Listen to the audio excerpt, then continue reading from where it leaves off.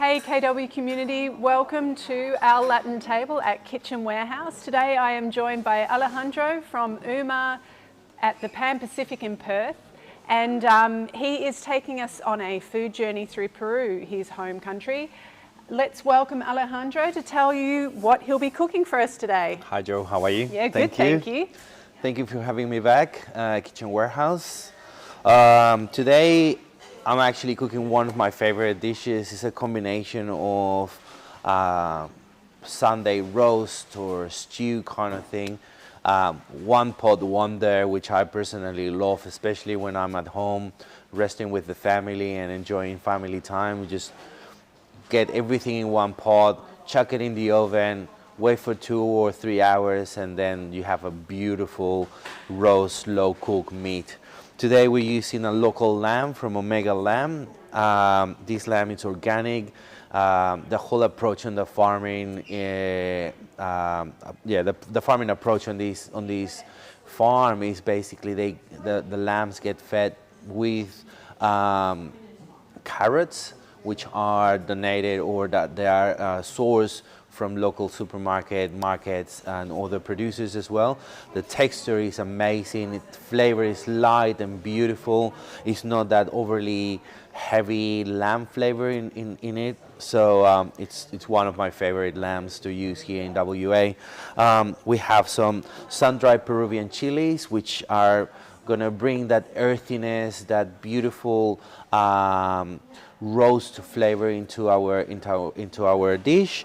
Some coriander seeds, cumin seeds, which are the 2 spices that we use in Peruvian cuisine. We are not a cuisine. It's not a Peruvian cuisine. It's not a cuisine that it's overly heavy.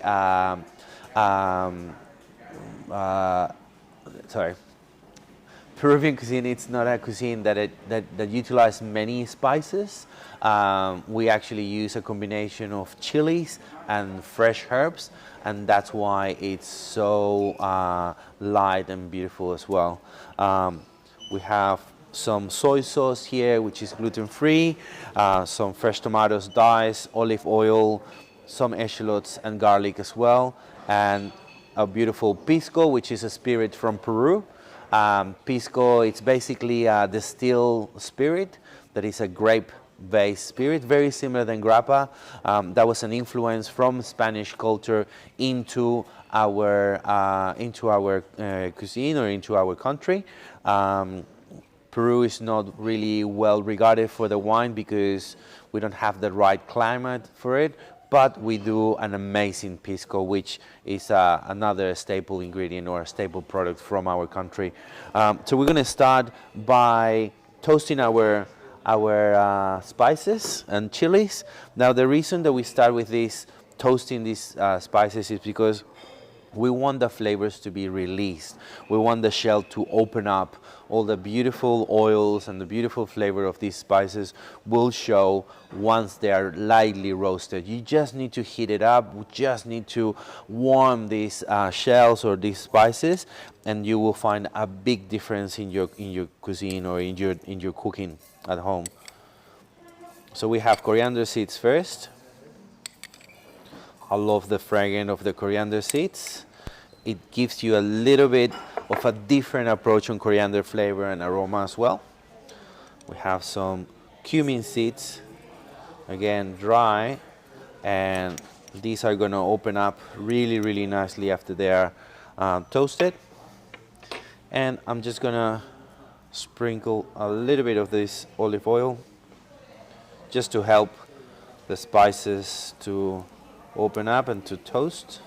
So just to let the viewers know at home too, they can follow along on this recipe on our blog, the Kitchen Warehouse blog, and also they'll be able to rewatch it on our YouTube channel, the Kitchen Warehouse YouTube channel, and also on Facebook.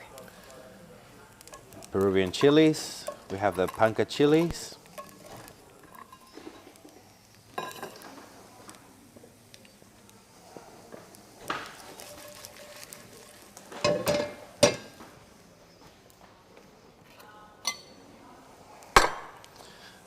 Before they get darker color, I'm just gonna take them out of the pot I wish you guys were here. Like all these aromas are starting to open up. Again, we are not giving a darker color to our spices. It's just a golden brown. Really quickly open up. And that will help us to get a deeper flavor into our sauce at the end as well. So whereabouts are you from in Peru? So I'm from the coast of Peru, Lima. I'm gonna put the pot in there. You've lived in Australia for? I've been living in Australia for the past 13 years now. 13 years, 14 years. I was working in Europe before I arrived, and I decided to take a year holiday, explore the world a little bit, like travel a little bit more. A friend of mine was living in Sydney, and he was telling me about how the food culture was growing up here in Australia, and I decided to come to explore Australia as a culture, as a country as well. And the idea was that after a year, I was going to go back to Europe, back to France, and through Southeast Asia, I guess, like every backpacker's kind of plan. And I got trapped in how beautiful is Australia, and all the great ingredients that you guys have here as well. That's something that caught my attention as well, with the different states, different regions. And the variety and diversity of ingredients that you can find here in Australia. It's just amazing to cook. It's like being in a massive market, you know. So that's why I decided to stay back and learn more about Australia. And through the process, I recognized that was a lack of understanding of Latin American culture and cuisine back in those days, in 2006, 2007. And that's why I decided to start introducing Peruvian cuisine through different experiences of cooking classes, cooking demonstrations, also pop-up dinners as well. And slowly people started to get attention more and more about what I was doing. And I opened my first restaurant in Sydney. That was great, and then after that, Pastuso in Melbourne has been open for 6 years already, and now I have the opportunity to be in WA with Uma at Pan Pacific. We've been open for 2 years. We specialize on fish and seafood at Uma.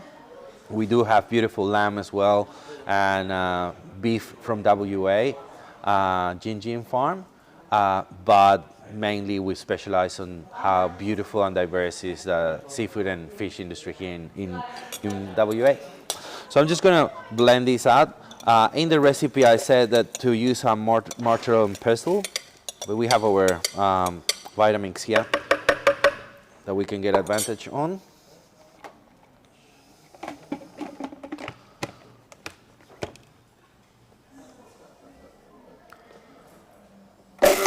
So the idea is to create a powder here that it's going to help us seasoning our lamb, and also that will go into our sauce. I am going to get you one of these. You can do this in advance and keep it in a jar at home as well. Like I usually keep a different mix of spices, chilies, dry chilies, blend, even herbs as well, as my own personal mix at home. So I can use it in whenever I want, like it's already done, and helps me cutting some time off the preparation as well. So we're gonna go back to our pot. I need a lighter. Oh yes. Where did I put it? Here we go. Oh, it does smell really good. Perfect. Now, going back to the same pot where we started. So going back to the same pot that we started, again, remember this is a one pot wonder. One of the best things about this recipe is that there's not much to clean after. So, again, a little bit of olive oil. Would this also work in a slow cooker, do you think? Yeah, totally. Echallots.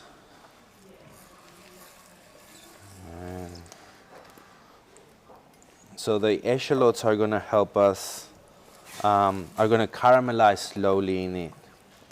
This is going to serve as well as a garnish for our dish. So I'm just going to put them around.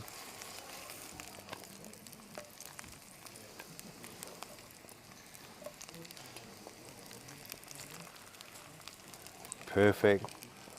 Slowly cooking. Again, garlic. I preferably will like to use whole garlic heads, especially if they're Australian garlic, where we have some peeled garlic today. Again, because we're going to be slowly cooking these echallots. See, it's caramelizing beautifully. We don't want to get too dark on the color. We just want to caramelize it. Golden brown is ideal. Low heat through this whole process is key. We need to control the heat in the whole process of cooking this dish. So don't rush it. There's no point to rush these kind of recipes or dishes. I'm just going to put a little bit of salt there. Not too much. And while my echallots and garlic are getting that beautiful golden brown color, they're slowly cooking, caramelizing in the pot, I'm going to start seasoning my lamb. So today we have a lamb leg.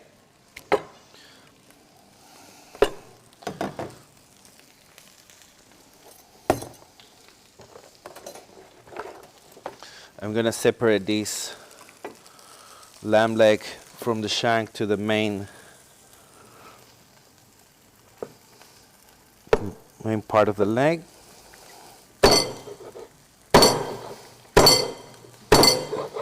There you go.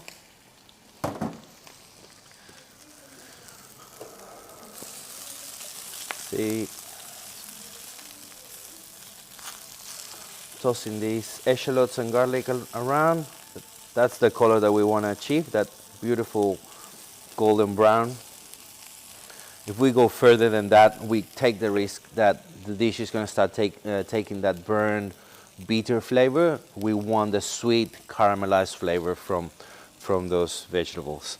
So lamb leg, top side, shank, salt, a little bit of olive oil, just to help that the salt and pepper that we use to season. Don't be afraid to massage the meat. That's all about seasoning as well, especially with a big piece of meat like this. We need to make sure that the seasoning is going through all the cavities. Usually we miss those parts.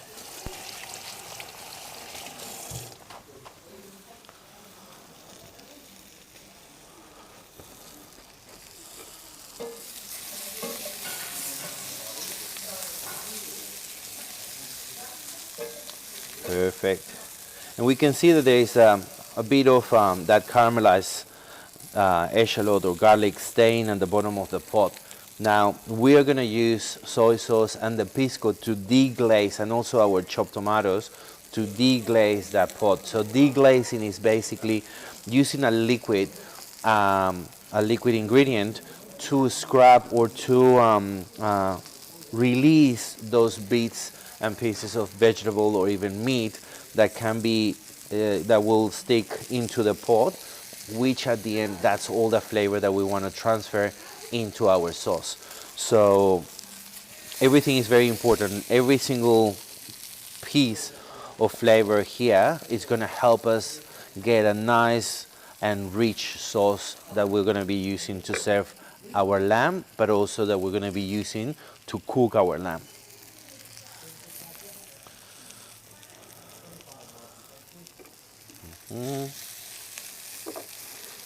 A heavy base pot is very I recommend to use a heavy base pot to do this particular dish. Obviously helps with the consistency of distributing the heat around the pot, and also cooks evenly all the ingredients that we are adding into the pot. So our echallots are nice and caramelized now, or sweat, garlic as well, and we're gonna transfer that into a separate bowl. Again, we haven't washed the pot. Everything stays there. All the flavor stays there. We don't want to miss that. I'm going to sear our lamb. So put in a little bit of olive oil.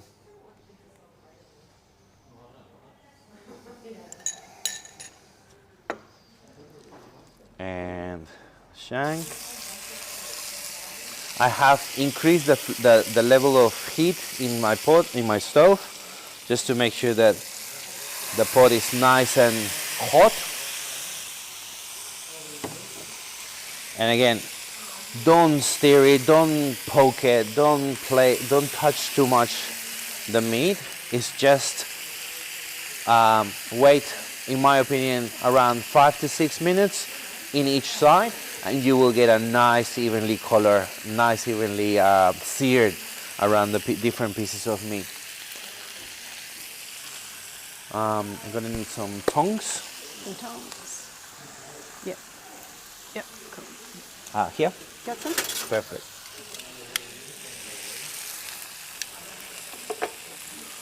Okay, so while we're waiting for our lamb to be seared, I'm gonna transfer the mix of spices that we have into another bowl. So you were saying those spices, you can actually save those? Yeah, you can definitely have this mix done at home beforehand. I actually encourage everybody that is watching to create your own spice mix as well. Like, be creative. A recipe should be a guidance for a particular dish, but also should allow the person that is cooking to be creative. So if you are more into, I don't know, like Szechuan pepper, maybe replace one of the cumin seeds with Szechuan pepper, or add Szechuan pepper through.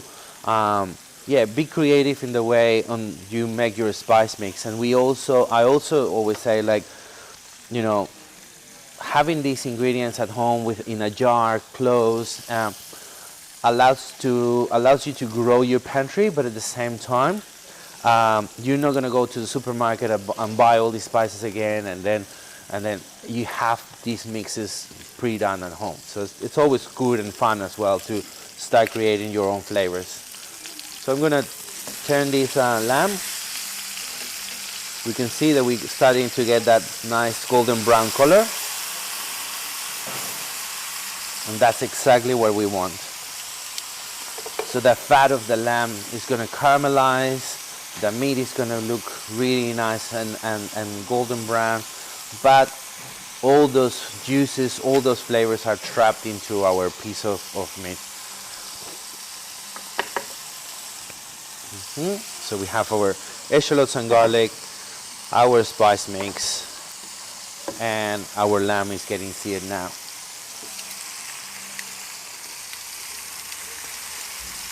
Also, by searing the meat, brings a deeper flavor into our sauce, into our stew base.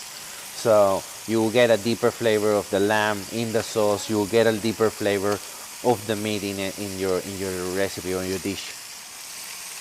So what influences Peruvian food, do you think? Sorry? What influences are there in Peru with their food? We have Japanese, as I said before. We have Japanese influence in Peruvian cuisine that we call Nikkei cuisine. Basically, in all the different influences that we have in Peru, the beauty about this is that these cultures have come into Peru and have understand Peruvian ingredients and had worked together rather than one culture overlapping the other one. So Japanese, Chinese, African, Spanish. We have a little bit of Italian, not too much. The Italians came in really late. but the main ones are Japanese, Chinese, African, and Spanish. In the Andean Sierras of Peru, there's a lot of slow cooking in clay ovens or clay pots as well. So traditionally, when the farmer in the Andean Sierras in Peru goes to work the land, they go and work together in the community. So let's say Monday and Tuesday we work one person's land all together as a group, and then Wednesday and Thursday they go to another farm, and then so they distribute their manpower into work different land. The person that is getting helped by all the community prepares a nice mix of slow cooked meat, and it's cooked underground. So it's called Pachamanca. So what they do is after the whole day working the land, they open up this hole that is full of different meats, alpaca, it has some chicken now, vegetables, and they all feast after a long day of work. And it's a way of saying thank you to the community for helping, but at the same time saying thank you to Mother Earth for providing on that crop season. So it's beautiful the way food actually interacts not only in a culture as sharing between the family, but also gets a community together around a table or around a hole in this case that it's getting used to cook.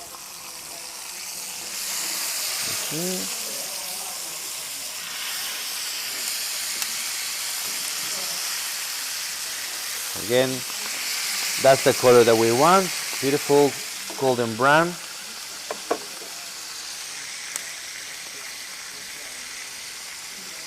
Again, we can do this in an oven, but I usually prefer to do it in a pot because you get all those as I said before, bits and pieces of the vegetables, the meat stuck in the pot, and then we're going to use our liquid elements, our ingredients, to deglaze this pot, and so nothing is getting waste. All those flavors are getting trapped in this pot, and we're going to get the best out of all our ingredients. Okay, so now we have, I'm just going to take my lamb out.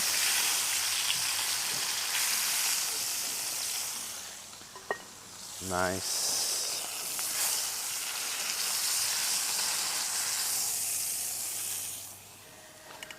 Perfect. And now on low heat, we're going to start adding, I will start adding the pisco.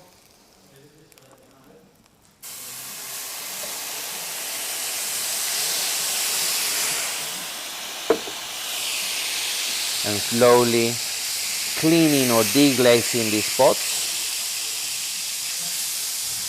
See, like you can see the color of the pisco has turned brown because of all the pieces, all the flavors that were stuck in the pot. Make sure that we scrap the sides.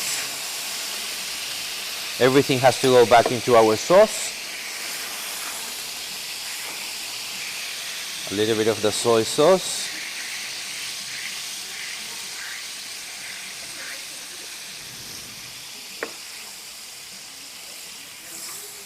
And we're gonna put our tomatoes in.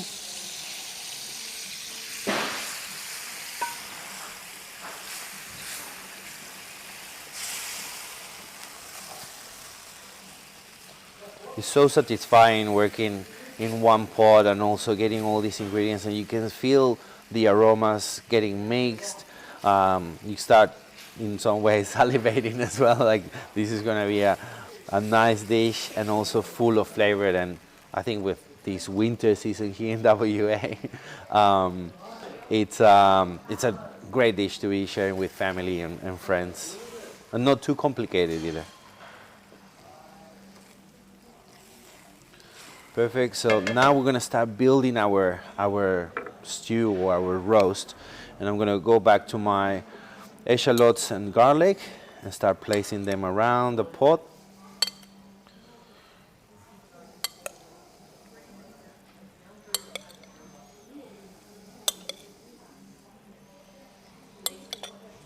all around so my meat can go in the middle.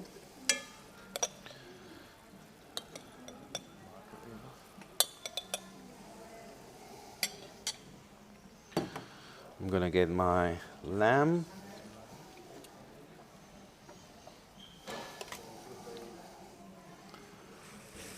Shank on a side.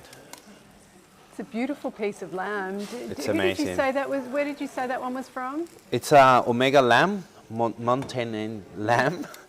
Again, the culture or the philosophy that they have on breeding these lambs, it's just incredible. Again, they're fed with carrots that are rejected from farmers or supermarkets or even farmers markets as well. And they feed the lambs with this. Like, the difference on the flavor is just incredible. It's so delicious, very light in a positive way. Delicate flavor of lamb, not overly powdered lamb flavor, which it's amazing. We have our spice mix, and I'm just gonna put it on top. So our pot is nice and simmering. And I have some lamb stock as well that I'm gonna add into our pot.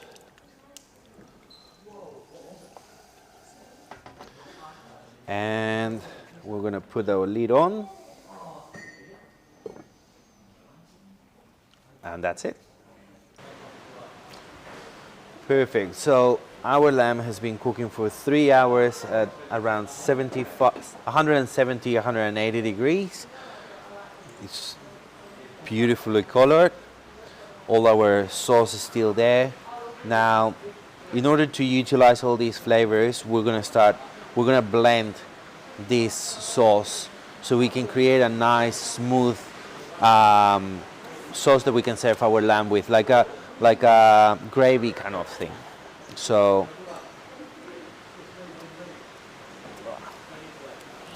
sorry, where are the metallic bowls? Oh, that's small. Yep.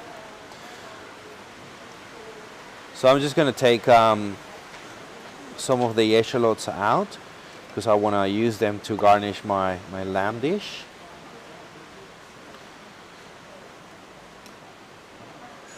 I'm going to leave a few in so it can be blending through the sauce. My shank looks really nice and falling from the bone on the side. Same as the top side of the leg. Looks really nice. And we're going to put this aside so we can slice it after.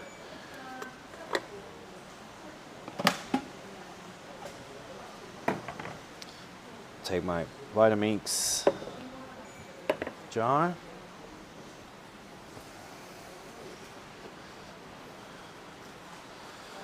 And we're going to take all this beautiful sauce into the Vitamix and blend it through.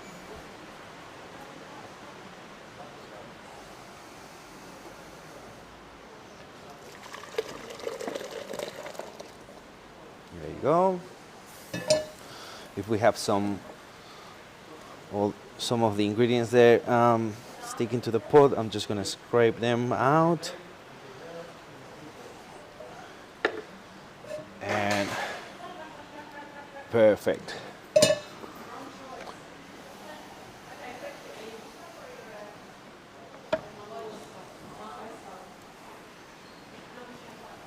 Okay.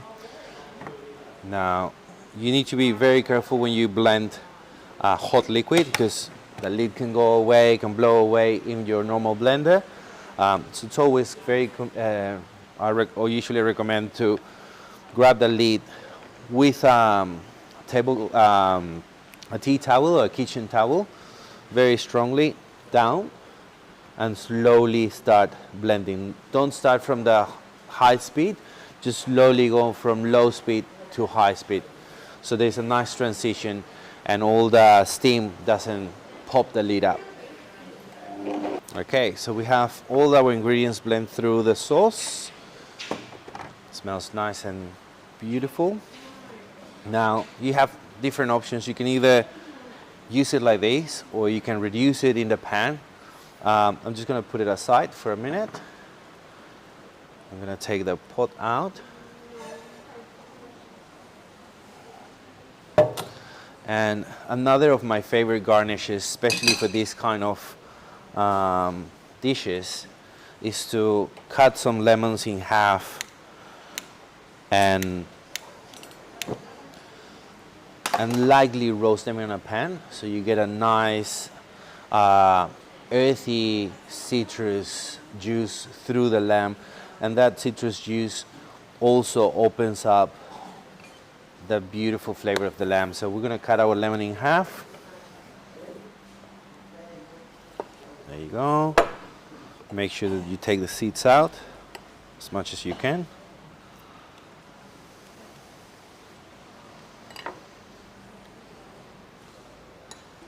A bit of olive oil, not too much.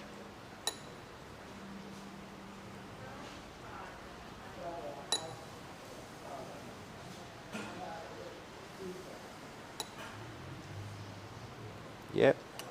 We'll wait until our pan is hot. And I'm gonna start slicing these lamb shanks.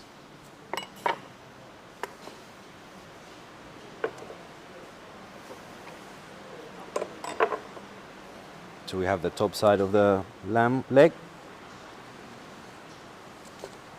Oh, that looks delicious.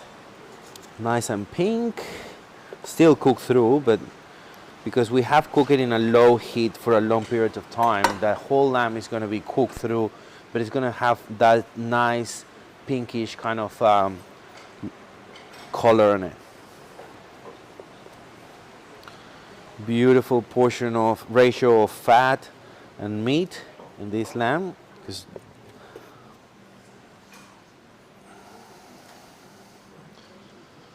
And we have our slices of lamb there.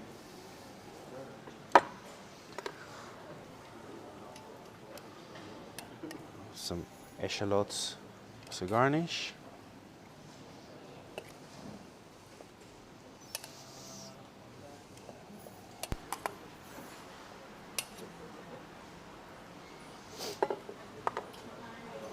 And then we're gonna start roasting our lemons. I have some fresh coriander here to garnish my lamb. I love coriander with lamb. It like always helps to bring the flavor of the lamb up. And also, I mean, I personally enjoy the flavor of this herb fresh. I usually don't cook the leaves because I feel that it intensifies the flavor of the coriander and makes it really hard to digest as well. Makes your dishes heavier. So that's why I cook the roots, the stems, and I usually use the leaves raw.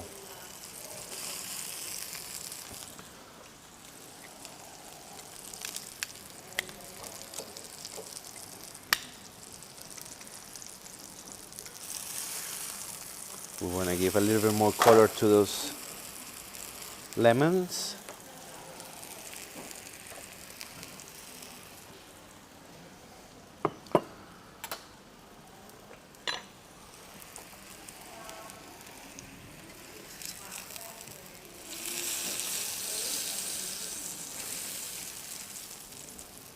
Perfect. So nice and roasted.